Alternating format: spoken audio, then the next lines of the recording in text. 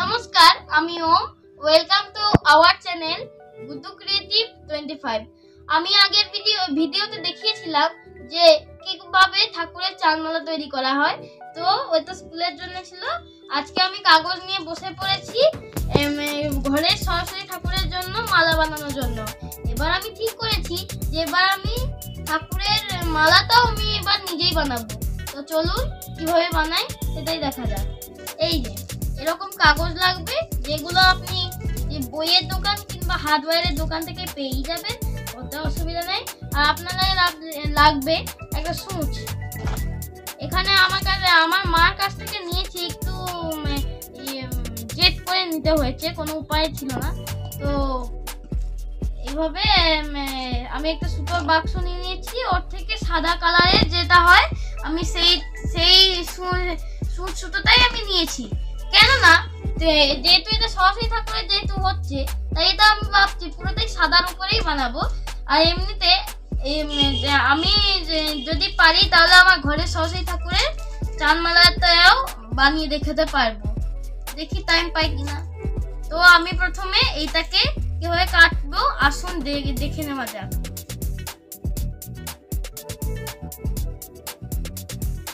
তো এইভাবে আমি কেটে নিচ্ছি কাগজটাকে, যাতে একেবারে সোজাসুজি ভাবে কাগজটা কাটে। তো কেটে নিয়েছি আমি, এভাবে আমি ফোল্ড করে নিয়েছি, নিয়ে ফোল্ড করে আমি হালকা হালকা করে কেটে নিয়েছি একটা নিউ ধরনের ডিজাইন ক্রিয়েট করার জন্য। এটা আমার বাড়ির পুজো। প্রতিবার আমি বাজার থেকে প্রতিমা কিনে নিয়ে এসে পুজো করি।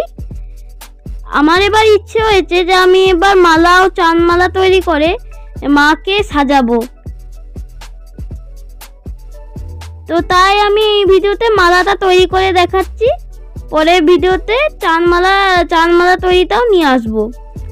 তো এই যে আমরা এবার এইভাবে ফোল্ড করে আরেকবার বানিয়ে নিচ্ছি, যেহেতু আমাদের অনেকটাই লাগবে।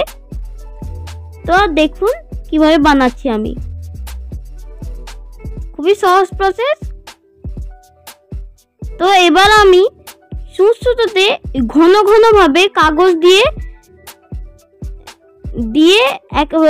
ঢুকিয়ে দিচ্ছি, নিয়ে তারপরে এটাকে রাউন্ড করে ফুলের মতন দেখতে করে দেব। দেখুন আর রাউন্ড করছি এখন। তো এইভাবে ঠিক বানাতে হবে আমাদের ফুলগুলো, এভাবে ঘুরিয়ে ঘুরিয়ে ফুল বানাতে হবে, নিয়ে শেষে ওটা নিচে নামিয়ে দিতে হবে। এভাবে চাইলে শুধু ঠাকুরের মালাও নয়, আপনাদের যদি কোনো কিছু যদি ডান্সেরও ব্যাপার থাকে, তাহলে ডান্সের সাহায্যে আপনি এইভাবে কাগজ দিয়ে মালা বানাতে পারবেন। খুবই ইজি প্রসেস। তো এইভাবে আস্তে আস্তে এইভাবে করে দিতে হবে, খুবই সহজ প্রসেস, এক ফোঁটাও কঠিন নয়। কিন্তু প্রথম দিকে আপনার একটু কঠিন লাগবে, কিন্তু বানাতে আপনার পক্ষে এটা খুবই সহজ হয়ে যাবে।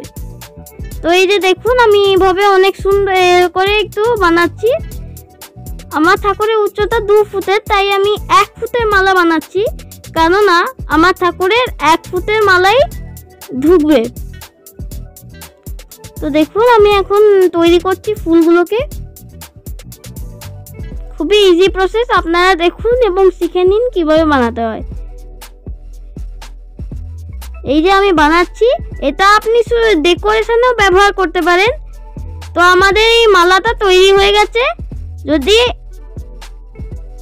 এই মালাটি তৈরি প্রসেসটি যদি খুবই ভালো লাগে, তাহলে বন্ধুদের সঙ্গে শেয়ার করবেন আর লাইক করবেন, আর চ্যানেলটিকে সাবস্ক্রাইব করতে ভুলবেন না।